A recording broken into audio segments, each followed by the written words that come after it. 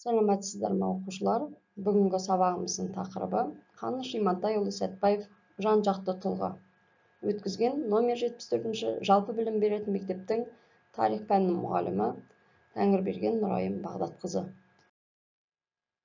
Сабақтың мақсаты Қаныш Сәтбаевтың Қазақстан өнеркәсібі мен ғылымын дамытудағы рөліне баға беру. Бағалау критерийлері: оқушылар Қаныш Сәтбаевтың Қазақстан өнеркәсібі мен ғылымын дамытудағы рөліне баға береді. Қаныш Сәтбаевтың балалық шағы туралы біледі.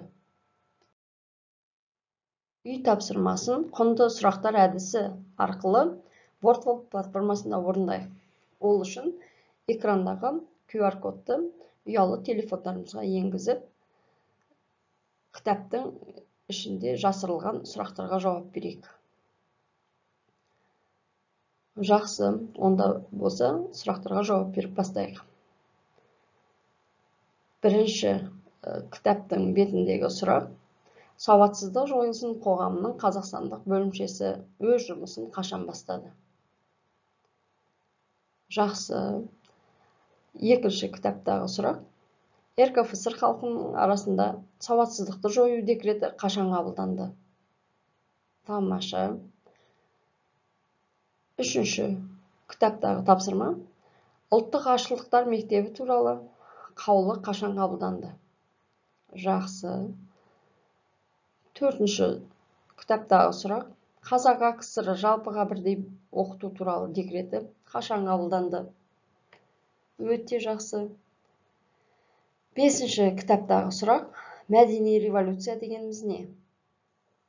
Тамаша. Соңғы сұрағымыз: бірыңғай еңбек мектебі туралы ереже қашан қабылданды? Өте жақсы. Жарайсыңдар. Құрметті оқушылар, бүгін сабақта академик ғалым туралы білесіңдер. Қаныш Сәтбаев туралы кім біледі? Жақсы.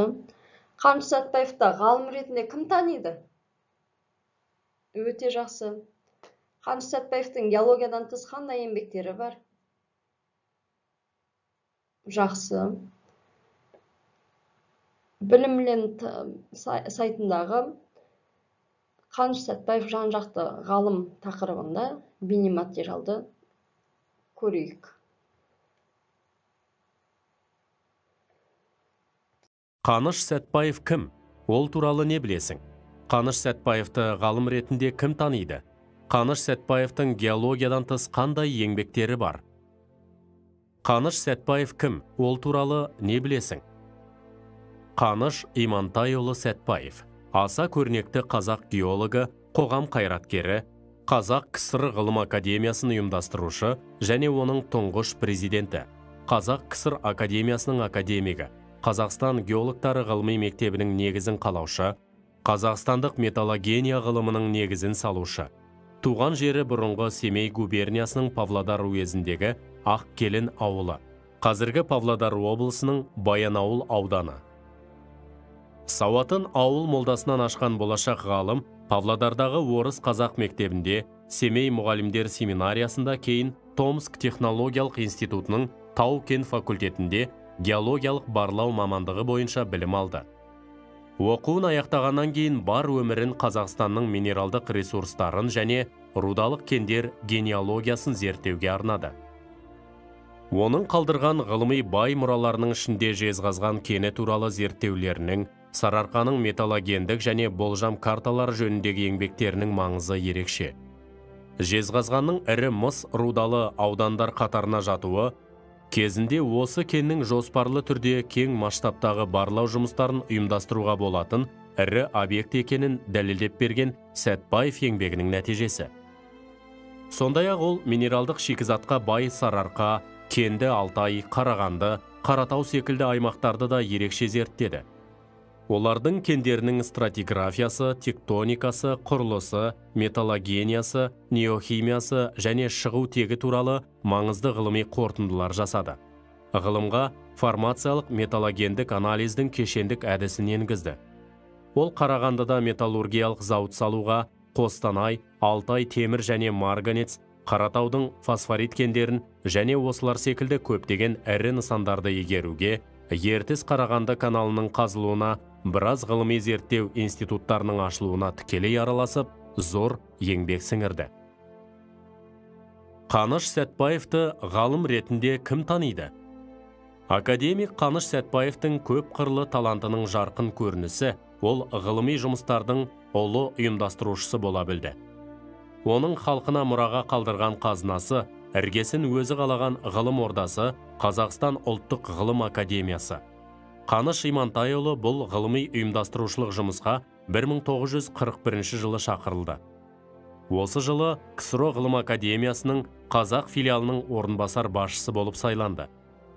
Ол сол кезде КСРО-ға кірген Күншығыс республикалары халықтары өкілдерінен шыққан тұңғыш академик еді.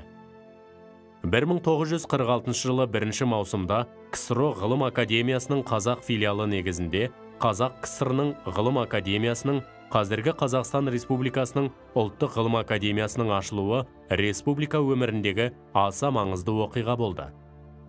Қаныш Имантайұлы Сәтбаев академия президенті ретінде ғылым мен өндірісті байланыстыруға, ғылыми жетістіктерді өндіріске енгізуге үлкен мән беріп отырды. Қаныш Сәтбаевтың геологиядан тыс қандай еңбектері бар? Қаныш Сәтбаевтың геологиядан басқа мәдениет саласында тарихта қалдырған еңбектері мол. Шоқан Уәлиханов жазып алған Едіге жырын мәтініндегі қазақ оқырмандарына түсініксіз араб, татар сөздерінен тазартып, қазақ тілінің жаңа орфографиясының негізінде қайтадан дайындаған. Ғұлама ғалым Ұлытау өңіріндегі басты тарихи, мәдени, археологиялық ескерткіштерді зерттеді.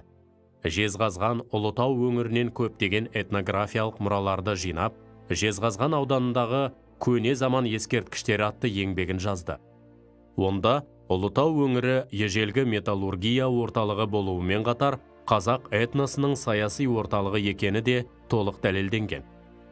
Қазақ орта мектебінің төменгі және жоғары сынып оқушыларына арналған алгебра оқулығын дайындаған. 1931 жылы басылған Александр Затаевичтің қазақтың 500 әні мен күйі жинағына Сәтбаев қазақ халқының музыкалық мұрасының әнжу маржаны болып есептелетін 25 әнді өзі орындап, орыс тілінде ғылыми түсініктеме беріп енгізген. Жоңғар Алатау жотасындағы мұздақ пен шың, Қаратаудағы ванадий кен орны рудаларында табылған Сәтбаевит минералы, академик Сәтбаев гладиолус гүлі Қаныш Имантайұлының құрметіне қойылған. Кіші планетаға және көшелерге Сәтбаев атамыздың есімі берілген. Қаныш Имантайұлы Сәтбаев сан қырлы талантын, ақыл ой парасатын туған халқының мерейін үстем етуге жұмсады.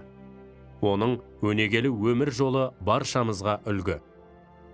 Белгілі қоғам қайраткері Ілияс Омаровтың сөзімен айтсақ, Қаныш қазақ топырағында туып, халқының ыстық ықыласына бөленіп ер жетті де, сол халқының даңқын бүкіл әлемге көтерді.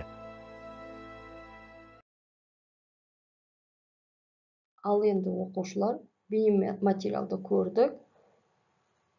Енді сол бойынша әрі қарай тапсырмаларды орындауымызды бастайық. Бірінші тапсырма бұл жеке жұмыс.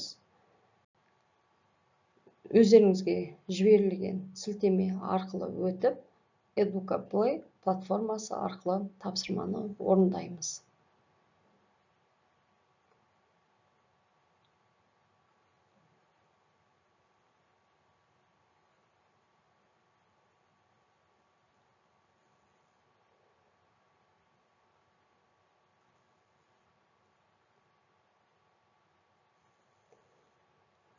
Өте жақсы оқушылар.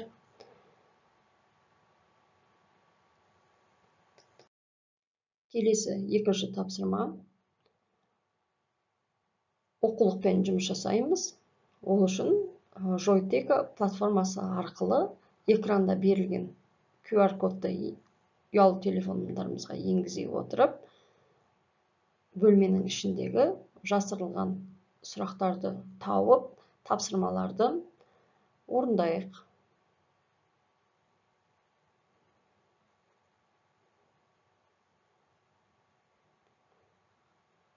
Жарайсыңдар, оқушылар.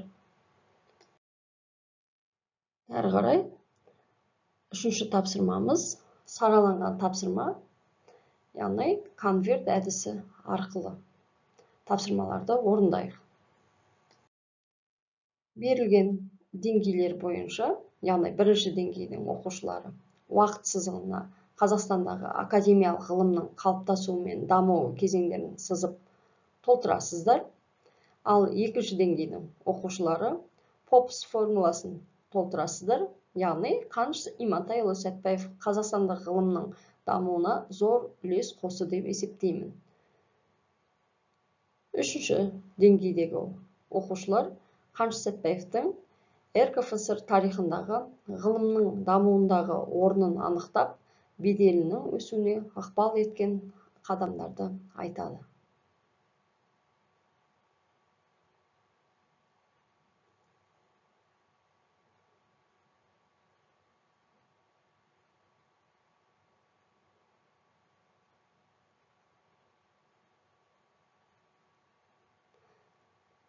Жақсы оқушылар. Бүгінгі алған білімімізді бәйтерек әдісі арқылы бекітейік. Ол үшін бәйтеректе жасырылған сұрақтарға жауап берейік. Бірінші сұрақ: Қаныш Сәтбаев кім болған? Жақсы. Екінші сұрағымыз: Қаныш Имантайұлы Сәтбаевтың геология саласының басқа қандай еңбектерін білесіңдер? Тамаша. Қазақстанда ғылым академиясының жұмысына кімдердің үлестері қосылды? Өте жақсы. Төртінші сұрағымыз: Қаныш Имантайұлы Сәтбаевты неліктен ғалым ретінде танимыз? Жарайсыңдар. Соғысқа дейін ашылған Қазақстандағы қандай оқу орындарын білесіздер? Тамаша. Сонымен оқушылар, бүгінгі сабағымызда Қаныш Сәтбаевтың Қазақстан өнеркәсібі мен ғылымын дамытудағы рөліне баға бердік. Қаныш Сәтбаевтың Қазақстан ғылым академиясына қосқан үлес туралы білдік. Үйге тапсырма. Параграф 44. Қаныш Имантайұлы Сәтбаев жан-жақты тұлға тақырыбы бойынша 156-161 беттерді оқып, Қаныш Имантайұлы Сәтбаев жан-жақты тұлға тақырыбында 150-200 сөзден тұратын эссе жазу.